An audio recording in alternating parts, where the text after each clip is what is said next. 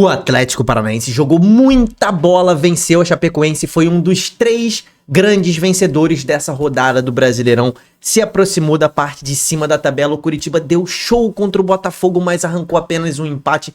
Vitória se deu muito bem na disputa contra o rebaixamento. Vamos falar da vitória do Bahia, o Flamengo no Fla-Flu, meu Fluminense dando mole. Vamos falar sobre a tabela do Brasileirão agora, então vamos embora, mete marcha e vamos nessa.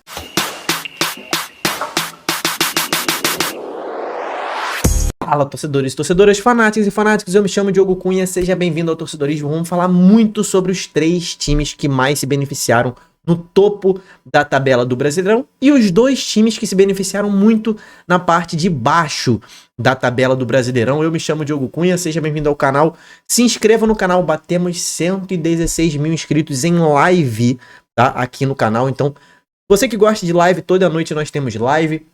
Você que gosta de vídeo, todo dia nós temos vídeos. Então, se inscreve no canal, esse é o radar do Brasileirão, tá? A gente vai falar sobre a tabela do Brasileirão atualizada. Geralmente eu faço o radar no meio da rodada, mas eu fiz agora para falar sobre esses grandes vencedores da rodada. E o que eu quero dizer com grandes vencedores?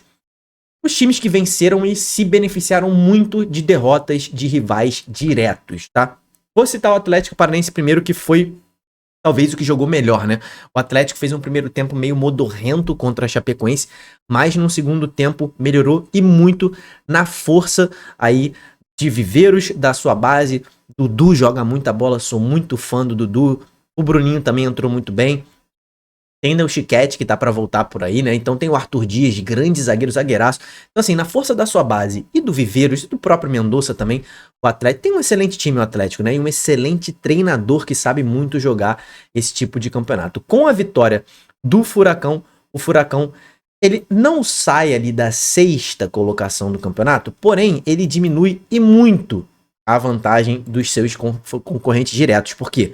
Palmeiras perdeu ponto, São Paulo perdeu o jogo e Fluminense perdeu o jogo. Com isso, ele cortou para 1 ponto a diferença para São Paulo e Fluminense e cortou a distância para o líder Palmeiras para 7 pontos. Talvez não seja o campeonato do Furacão brigar por título nessa temporada, né? Então o alvo talvez seja ali um G4, um G5.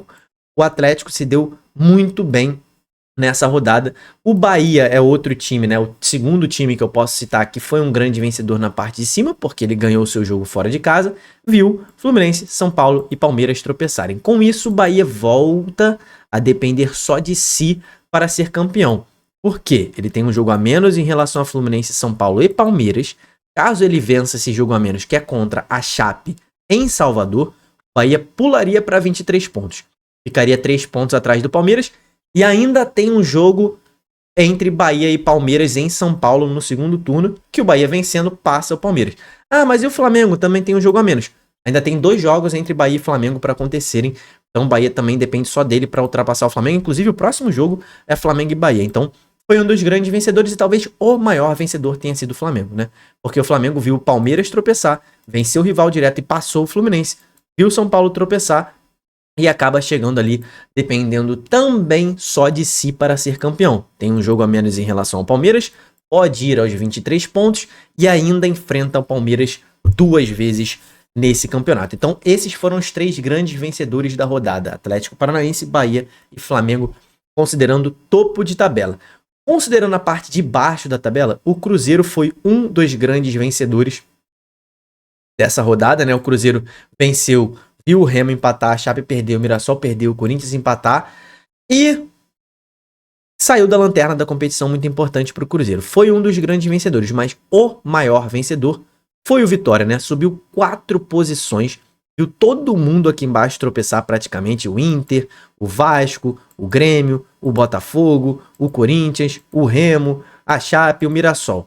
Na parte de baixo só venceu o Santos, venceu o Galo, o Cruzeiro venceu o Bragantino, e o Vitória que venceu o São Paulo lá naquele primeiro jogo da rodada. Então, Vitória e Cruzeiro foram os times mais beneficiados nessa rodada, na parte de baixo da tabela. Considerando o que aconteceu com o Coritiba no jogo diante do Botafogo, né? O Coxa jogou muito bem diante do Botafogo. E o que foi importante, né? O Coxa conseguiu se manter aqui próximo aos líderes, né?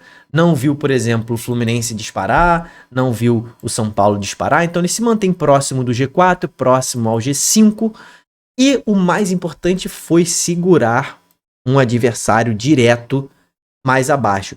O Coritiba, se ele perdesse esse jogo pro Botafogo, ele ficaria com 15 pontos e o próprio Botafogo atingiria esses 15 pontos, certo? Então, com o Botafogo atingindo esses 15 pontos, ele ultrapassaria o Coritiba no número de vitórias. Hoje o Coritiba tem 4 vitórias e o Botafogo iria para sua 5ª vitória. Então, o Coxa seria ultrapassado pelo Botafogo. Então, quando o Coxa tomou a virada, ele estava sendo ultrapassado pelo Botafogo naquele momento. Então, esse empate, talvez o Coxa não dê pra gente colocar o Coxa entre os mais beneficiados da rodada, longe disso. Talvez se tivesse vencido, a gente até pudesse colocar ele nessa condição, seria uma vitória grande fora de casa. E o Coxa teve condição, a gente vai falar melhor sobre os jogos, né, sobre o que cada time jogou, o que cada time poderia melhorar ou piorou. A gente vai falar melhor ainda hoje no Prisma da rodada, que vai sair mais tarde, tá? Vai sair lá às 5 horas da tarde, o vídeo do Prisma da rodada vai sair hoje. A gente vai falar melhor sobre atuações de lá. Aí esse aqui é um vídeo mais focado em movimentação de tabela, tá? Talvez o Coxa poderia ter sido, vencendo esse jogo, um dos grandes vencedores da rodada. Mas foi um time também que dá pra gente botar ali que, por ter um jogo dificílimo fora de casa, conseguiu se estabilizar e manter um concorrente direto mais atrás na tabela. Os grandes derrotados dessa rodada, temos 2 times que para mim já estão na fila para comprar a passagem para a Série B do ano que vem. Mirassol e Chapecoense estão ali, meu irmão, muito próximos de serem rebaixados. A Chapecoense, inclusive, apesar de ter mais pontos que o Mirassol, tá com uma dificuldade maior de competir do que o Mirassol. Apesar do Mirassol vir de 6 derrotas. Eu falei 6 derrotas consecutivas, tá? No campeonato. E a Chape até tem 2 empatezinhos nos últimos 5 jogos. A Chape tá jogando pior do que o Mirassol, tá? Foi completamente dominada, não conseguia fazer nada contra o Atlético Paranaense nesse jogo da Arena da Baixada, jogo pela manhã de domingo, tá? Então Chape e Mirassol dificilmente vão escapar. O Remo tem mostrado competitividade na Série A, tá? E foi bom pro Remo esse empate do Corinthians diante do Palmeiras. Porque o Remo depende ainda de apenas uma rodada para sair da zona do rebaixamento. Apesar de ser virtualmente difícil sair em uma rodada, porque ele tem uma diferença de 4 gols de saldo para o próprio Corinthians, ele não precisa de mais do que uma rodada, que aí complica muito, né?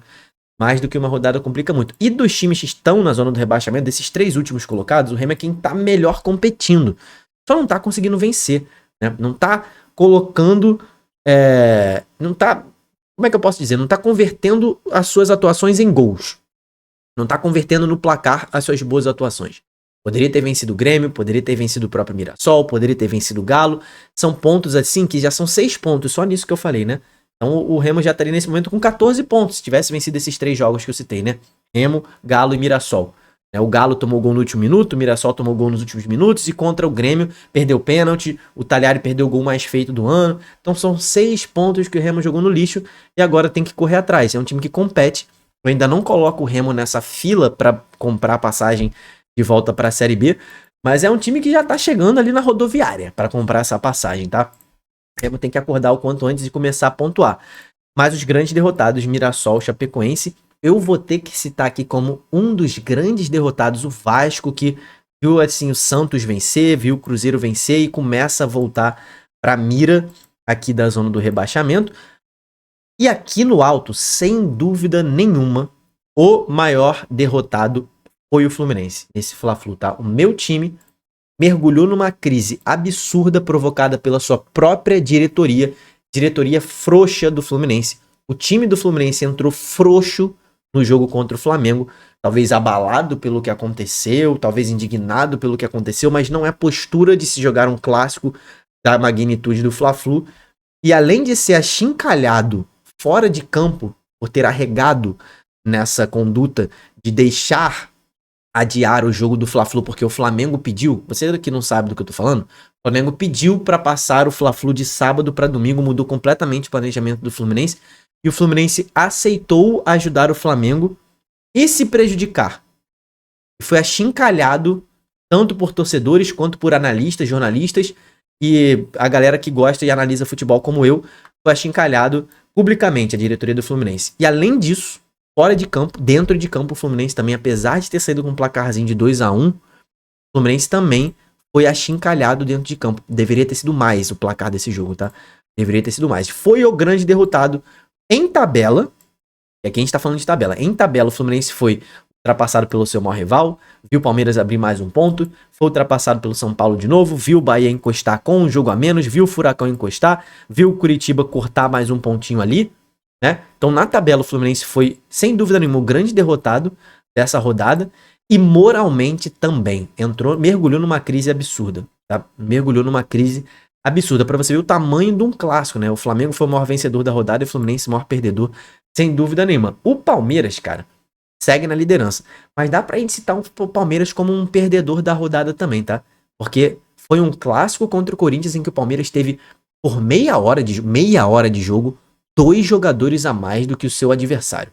E o Palmeiras não conseguir, né, vencer esse jogo é triste. Aí viu o Flamengo se aproximando, viu o Bahia se aproximando e ambos os times agora dependem só de si pra ultrapassar o próprio Palmeiras, que jogou muito mal. E pra você, meu camarada, quais foram os maiores vencedores dessa rodada? Comenta aqui embaixo, se inscreve no canal. Teremos muitos vídeos no dia de hoje, tá só começando, então te espero nos próximos vídeos. Mas não esquece de deixar a curtida, de deixar o hype e de se inscrever no canal. Te espero no próximo vídeo, tamo junto, valeu e falou!